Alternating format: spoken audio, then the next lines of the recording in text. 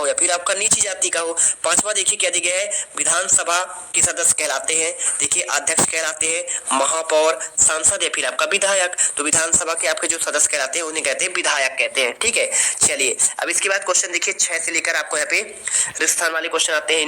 इनमें देखिए आपका नीचे दिए गए राजस्थान की पूर्ति कीजिए, प्रत्येक के लिए आपको 1 अंक आपको दिया जाएगा। कावेरी डेल्टा में डैश डैश से नाम से प्रसिद्ध छोटे से मुखिया का परिवार की सत्ता थी। तो देखिए बहुत सिंपल है, आपको इसमें जो आंसर करना है यहाँ पे देखिए मुट्टरियार करना है, ठीक है। आपको मैं इसका आंसर अभी लिखकर आपको दिखाऊंगा, तो आप सुन लीजिएगा। आपका मुट्टरियार आपको यहाँ पे लिखना है, देखिए आपको ऐसे लिखना है मुट्टरियार, ठीक है। आपको उत्तर लिखना है। 12वां देखिए 7वां, आग्नेय सेल को डैश डैश सेल भी कहा जाता है। ये आपका हो जाएगा, देखिए आपको इसमें प्राथमिक सेल कहलाएंगे, ठीक है। तो आपको इसमें आंसर प्राथमिक करना है, ठीक। आपको ये समझ में आया। चलिए इसके बाद देखो आपका जो है 8वां, डैश डैश राज्य को संवैधानिक आपका होता है। तो देखिए भाई साहब कौन सा, आप यहाँ पे राज्यपाल जो होता है ना, राज्य का संवैधानिक क्या होता है, प्रमुख होता है। तो आपको इसमें राज्यपाल कर देना है। इसके बाद देखिए आपका जो है 9वां नंबर, लड़के लड़कियों में लिंग भेद के चलते खेलने के लिए आपको देखिए यहाँ पे लड़कियों में देखिए क्या दी जाती है। तो आपको 9वें नंबर का आंसर जो है ना यहाँ पे अनुमति दी जाती है, ठीक है।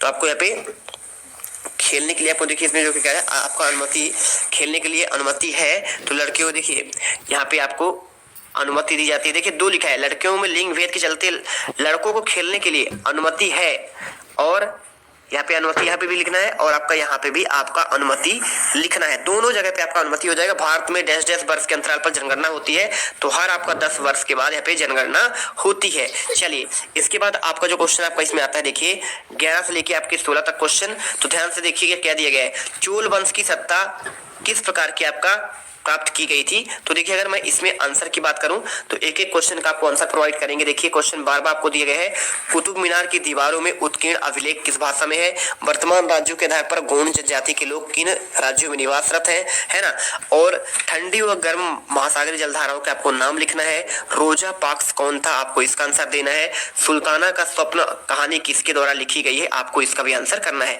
चलिए क्रमशः एक एक करके आंसर दिखाते हैं। तो देखिए आपका ये रहा क्वेश्चन का आंसर।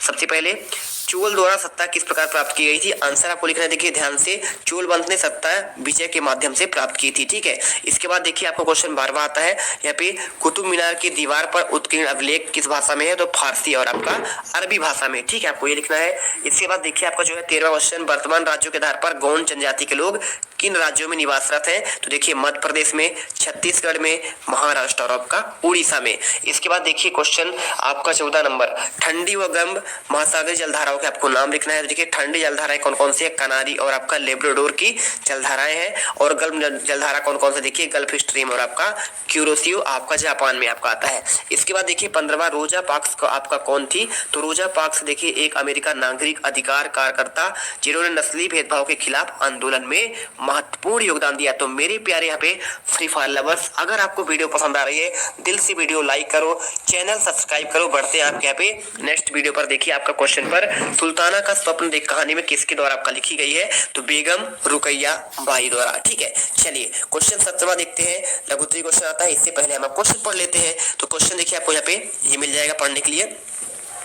ये देखिए क्वेश्चन 17 में आपको जो है लिखना पड़ेगा, निम्नलिखित में से देखिए 30 और 40 शब्दों में इसका आंसर लिखना है। 3 नंबर आपको मिलेंगे। मुगल शासन में जमींदारों की क्या भूमिका थी, आपका ये क्वेश्चन आपको लिखना है।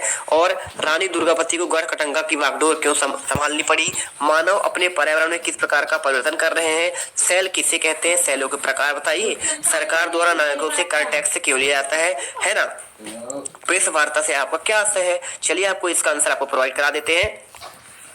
तो देखिए 17वें क्वेश्चन का आपको जो आंसर आपको मिलेगा पूरा आपका यहाँ से, ठीक है। ये देखिए यहाँ से मिल जाएगा आपको आंसर।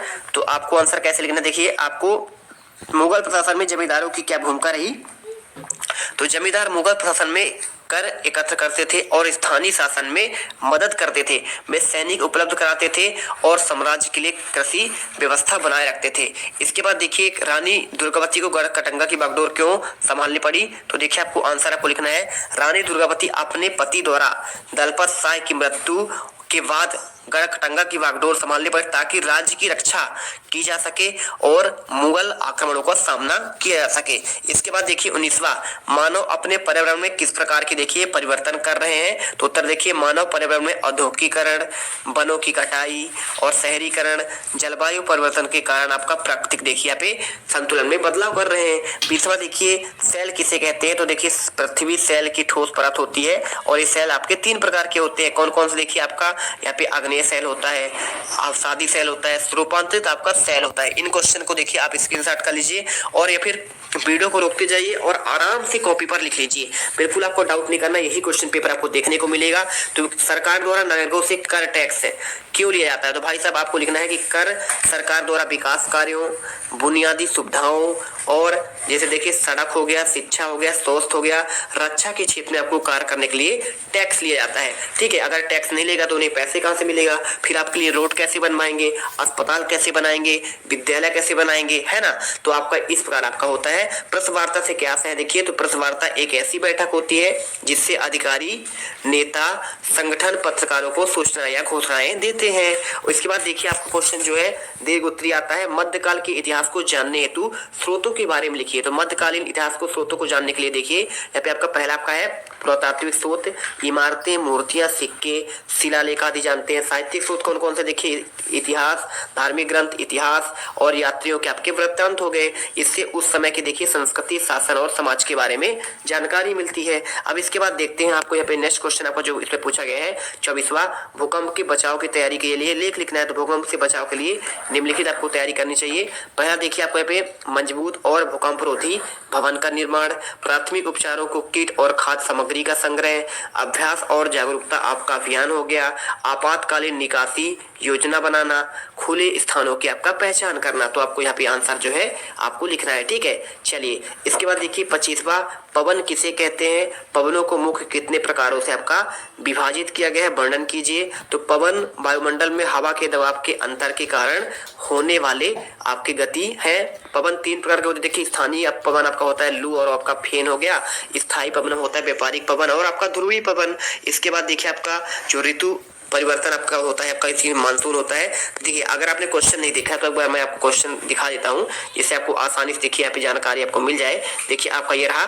तो क्वेश्चन आपको यहाँ पे जो है आपके ये आपके देखिए दीर्घ उत्तरीय क्वेश्चन थे जिनमें आपको 5 नंबर आपको मिलने वाले थे। 5 नंबर देखिए पहला क्वेश्चन इसका मैंने आंसर दे दिया, स्रोतों के बारे में, भूकंप से बचाव की तैयारी के संबंध में आपको दे दिया, पवन किसे कहते हैं, इनके प्रकारों के नाम, विभाजन और लास्ट घरेलू में काम करने वाले महिला मेलानी ने अपने अनुभव किन प्रकार बताया।